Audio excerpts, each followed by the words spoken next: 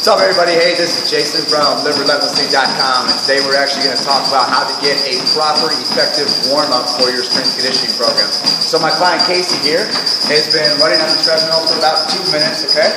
So that's going to be our first thing when we step into the gym. We want to make sure we get a little warm. We don't want to run too fast. We don't want to sprint, but we want to start getting warmed up, get the muscles a little loose. So we're going to go about 2-minute warm-up, okay? So you're going to go ahead and hit stop. And what we're going to have Casey do is, if you have a foam roller at your gym or somewhere, at your home, excellent way of breaking up tight muscles. And you'll notice that go on your back as well first. So what she's going to do is she's going to lay on the foam roller on her back. Okay, she's going to go back and forth maybe about 10 to 15 times. She has the weight in her heels, and she's using her heels to push back and forth, loosening up the back. Might get a couple pops in the spine as well too. That's okay. Good, so what this foam roller is doing, like I said, is kind of breaking up the muscle tissue, getting it more ready and a little bit warmer to actually go through her exercises, okay? So she's going to move from that, she's going to sit on it now. And then what I want her to do is she's going to cross up her leg, okay? And then she's going to lean into the side that's crossed, so it's going to get into this glute right here, okay? A lot of people are tight in the glutes. This might actually be a little bit painful, but super effective to, again, break down the tissue. Good, she's going to switch up, go to the other side. Again, lean into that side a little bit. Make sure that you're getting into that glute, really deep into that pocket on the side of the hip. Good, so after a little bit of that, she's going to flip over and she's going to go on her quads now. Now this I find is really tough for people to kind of get the balance for. You might have to go on the forearms like you're doing a plank, or even from the hands, and use your upper body weight to push back and forth. You notice that she switched from the heels now to now she's using her upper body to put all the pressure into the quads, going back and forth. She's going from the top of her hip all the way down into her knee. And then she can actually switch a little bit, going side to side, so she gets more pressure into one quad at a time. For you ladies out there too who do a lot of running, excellent way of getting into the IT bands, which can get really sore from a lot of activity from running, is to roll completely onto the side and then get deep into the side of the leg there. Good. So no need to do that for too long. We can do that for about a couple minutes or so. Now Casey, what she's going to do is we're going to go through a little bit of what we call movement prep. Okay, so what this is basically walking and stretching. Okay, so first things first, we're going to go quad, right to heel to the butt, and reach up to the ceiling. Okay, so we kind of do this sharp and snappy. You notice that Casey's going to go heel to the butt, reach up for the ceiling, getting up on the toe. And warm-ups are typically just warm-ups. We can actually spend about 5 to 10 minutes. There's no need to go any more than that. Now let's go knee up to the chest. So again, now she's going to get more into the hamstring, and she's pulling the knee to the chest sharply, getting up on the toe as well too. Again, maybe about 3 to 4 for each leg. Good? Now what I want her to do is she's going to go into the hip a little bit. We're going to grab underneath the knee and underneath the ankle and pull up across the body, okay? Make sure that when you're grabbing underneath the knee and underneath the ankle that it's one straight line. You can see this on the camera. I'm grabbing here and I'm grabbing here.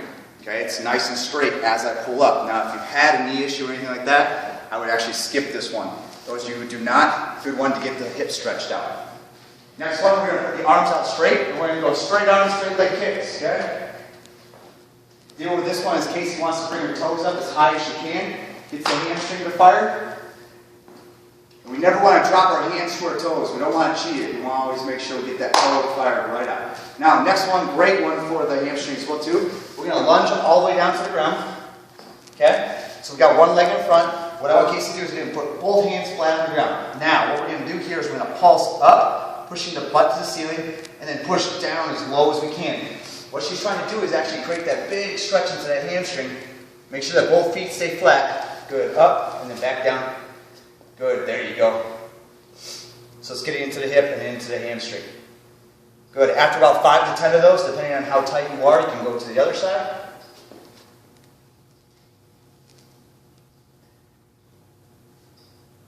Good, you can really see she's pushing as low as she can into the ground. Most of you out there are probably really tight, so when you start doing this, you're going to feel it deep into the hamstring. Excellent way of opening it up.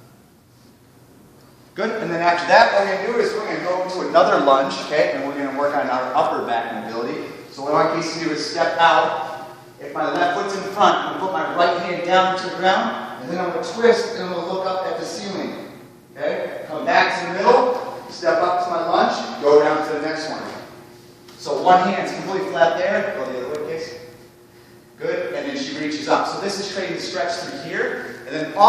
clean as a double, she's still working on the hamstrings and hips. Good, so we'll go 2 on each, so she's going to go 1 more on each side. And then 1 more time. Nicely done. Good. Now, for those of you who are really tight hamstrings, okay? Good way of getting the shoulders to warm up and the hamstrings, the upper body and the lower body is we're going to do what's called a hand walk, okay? So what I want Casey to do is, if you can, hands come all the way down. Now, most of you probably aren't going to be able to touch the ground, okay? So what I want you to do is, if you have to, bend your knee a little bit and then come out. Now, from here, we're going to walk our hands out as slow as we can to the top of the push-up position, okay? So I'm holding my body here. Now what I want to do is I want to pike my butt up to the ceiling, stretching my calves. Now I want to try to toe walk as slow as I can, keeping my legs straight as far as you can. You can see Casey's got some hamstring problems. Not the most flexible person, which most of you are not. It's completely okay that she's going to get this little bend. The best thing is, though, is that you continue to work on it, your hamstrings will open up and you'll become more flexible as you're moving. Good, so from there she hikes, she's stretching the calf, she pushes the butt up. Even on that serves a little bit of actually a warm up for that upper back as well too. Plus, like I said, the best thing is that you're getting the upper body to warm up through the shoulders by doing the hand walk out.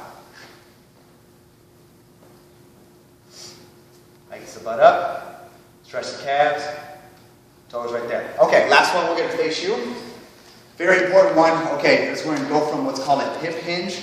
Okay, so what I want Casey to do is she's going to stand a little bit wider than the hips, toes are out just a tad. Just like a monkey would sit down at the zoo, what I want you to do is think about butt coming down as low as we can, okay? What we're trying to get is we're trying to get our arms to come to the inside of our thighs, just on the inside of our knees, and we're going to hold on to these toes, okay? Now that's going to be uncomfortable sitting here. I'm sure Casey's starting to sweat a little bit. From this position, what I want to do is I want to hike my butt up, try to still hold on to my toes, and really stretch the back of my hamstrings, okay? From that position, we're going to drop right back down. We try to keep the chest up, shoulder blades back, push the elbows into the knees, stretch the groin, good. Hike it right up, and pull. And you can tell she's going to continue to work on this hamstring, especially right behind the kneecap. You're going to feel that deep in there. She's trying to keep her back nice and flat though. She pushes and pull hard, okay? So you get that hamstring to warm up.